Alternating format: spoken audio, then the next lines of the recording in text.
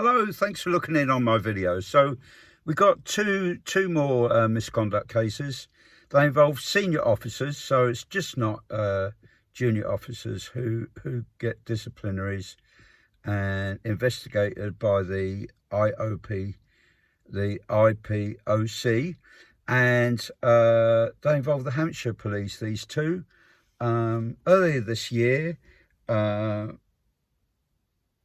investigations were instigated into the conduct of the chief officer of the Hampshire and Isle of Wight Police in April 2025, and with immediate effect, as soon as the investigation started, he retired without notice. And seems to be a common pattern, this ability to retire before facing the music, isn't it?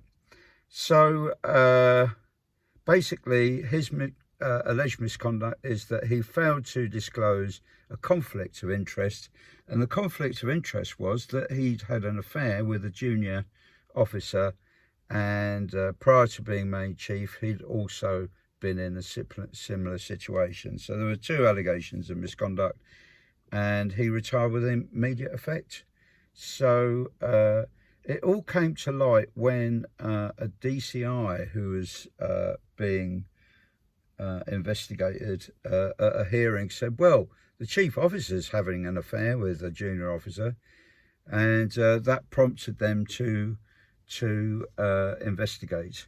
So the year prior to that, in 2024, there was in March, in April, I'm not sure when it took place. Oh yes, it was in April 2024. Another senior officer, on this time it was Chief Superintendent David Powell, was investigated, and it was agreed at the hearing that he would have been dismissed if he hadn't have retired before the misconduct proceedings. So basically the allegation was that the police were called to a domestic incident at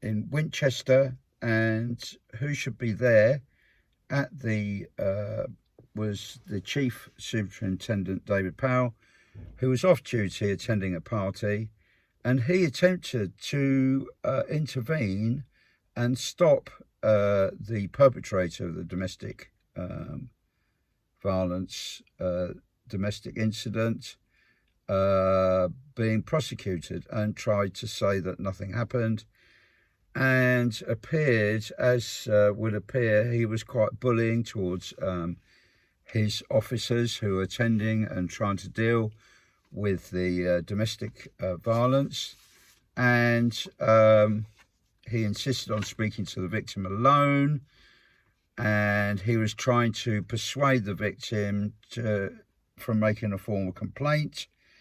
And body-worn video footage showed that that he appeared quite aggressive and inappropriate towards, and at one point the sergeant is heard on his footage as saying to a colleague, he's trying to control the whole situation and it's not appropriate. So it was found that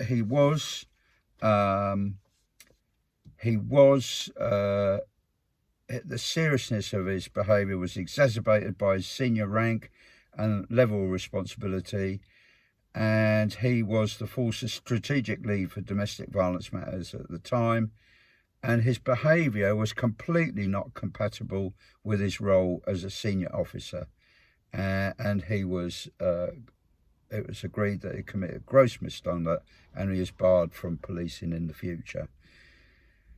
So there are plenty of these misconduct cases, and I think it's quite helpful to realise that the police are not all squeaky clean, and at times they're quite incompetent, you know.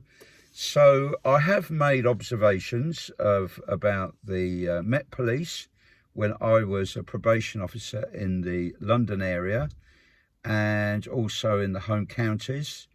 At one time, when I was a probation officer, I used to do prosecutions for breach of probation.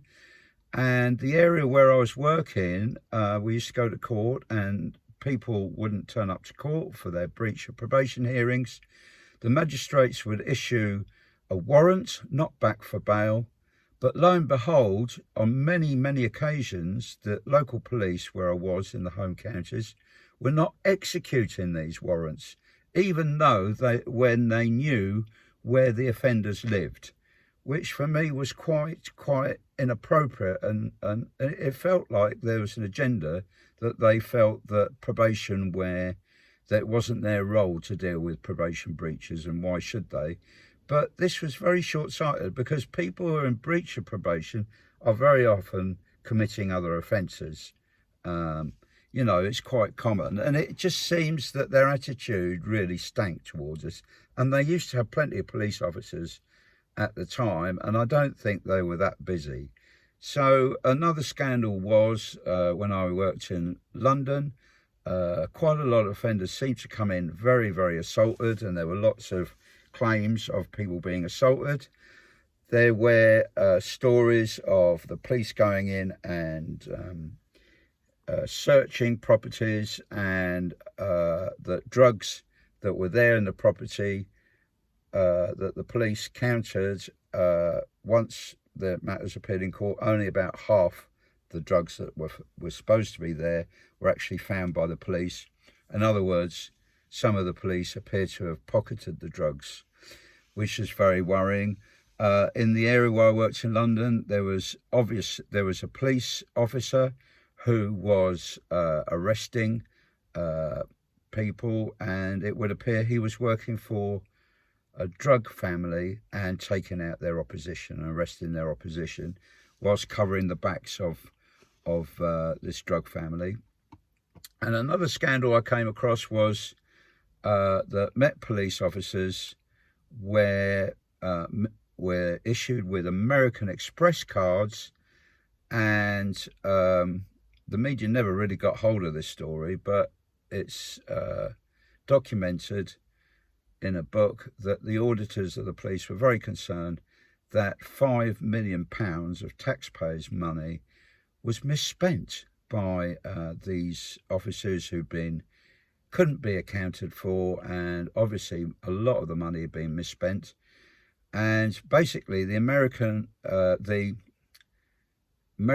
Express cards were issued to police officers for expenses, but it would appear that many police officers were not using their cards for lawful expenses, but for having drinks, nights out, going on holidays and the like.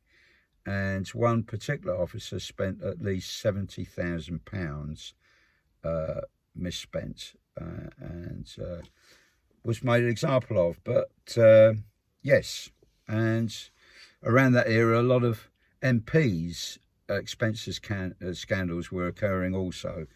So, you know, dear oh dear. Anyway, do have a look at my other videos. They're quite interesting. There's a lot of real probation cases for you to look at, but all the names and identities have been changed, and but they're quite interesting, and they explain the role of probation. So do have a look at the police scandals video, and do have a look at the probation cases videos. And thanks for sticking with me to the very end of this YouTube. All the best now. Bye bye.